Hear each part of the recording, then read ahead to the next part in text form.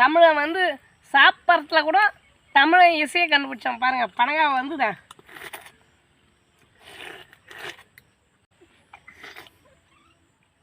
இப்படி நுங்கு சாப்பிட்டதோட இசையோடு சாப்பிட்டான் தமிழ். அதாவது பழைய காலத்து தமிழ். இப்போ அப்படி கிடையாது. இப்போ இருக்கிற தமிழ்லாம் எப்படி சாப்பிட்றாங்கன்னு தெரியுமா? இதை வந்து நாளாக வெட்டி நுங்கு எடுத்து கொடுக்குறாங்க. அதை எடுத்து போய் வீட்டில் சாப்பிட்றான். அதாவது சுவை இல்லாத ஒரு தின்பண்டமாக ஆகிப்போச்சு நுங்கு.